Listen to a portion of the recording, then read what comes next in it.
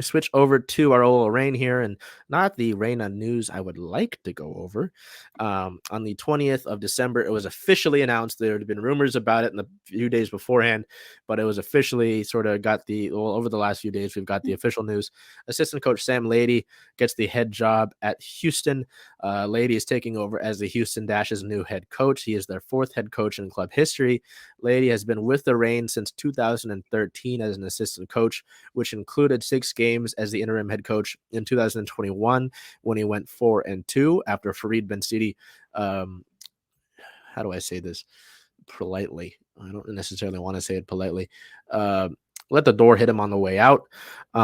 Laity was also the interim head coach in 2022 for 1 game in which head coach Laura Harvey had contracted COVID, which he won that game. So I'll speak on this really quickly just because rain stuff's more my spiel. Laity is a excellent option for this. I mean, talked about since 2013. If you just look at, I think a lot of the times the good indication of how people feel about some of these staff members is, if the players say anything about it, right, and what they say.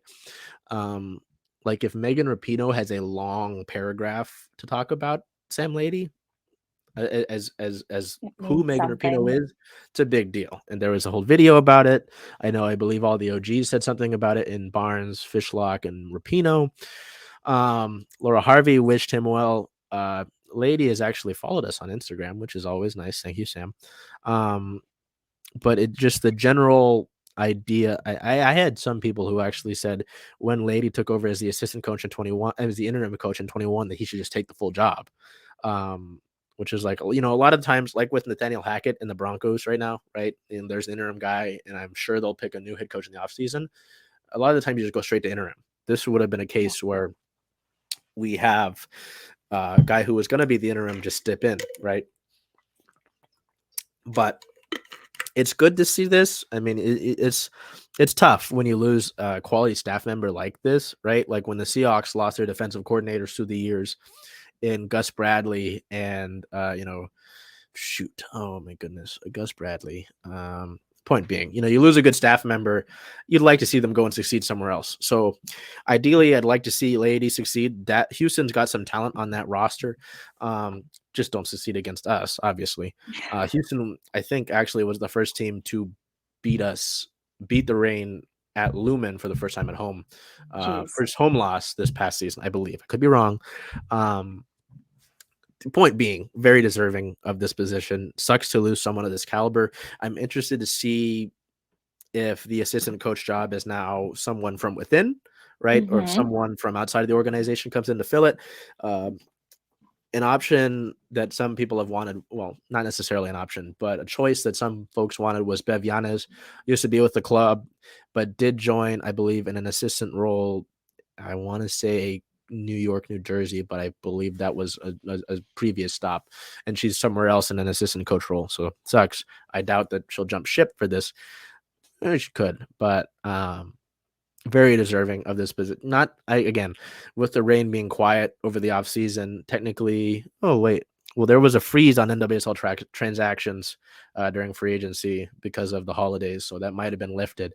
But again, not the news I would have liked to go over, but it's in terms of, the grand scheme of things, it's a deserving job, and it's a good situation for Laity. So wishing him the best down in Houston. We have some league news that both relates to the league and the U.S. Women's National Team.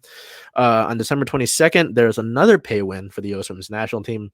The Equal Pay for Team USA Act was passed on Wednesday by the House.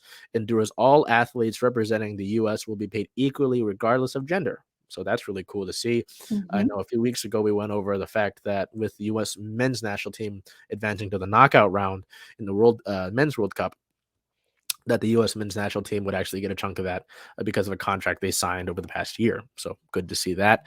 And just some league calendar reminders. Earlier today, I was getting a little bit antsy about the season. We still don't have any information about the OL Reign schedule, but just some league calendar reminders. On the 12th of January is the NWSL draft in Philadelphia. The 23rd through the 6th, preseason camps will take place. March 25th is when the regular season begins.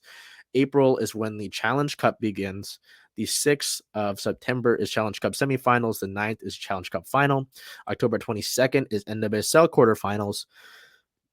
Excuse me. November 4th is NWSL semifinals. And the season wraps up on the 11th of November. Excuse me. With the NWSL champion. Don't know why I'm all burpy.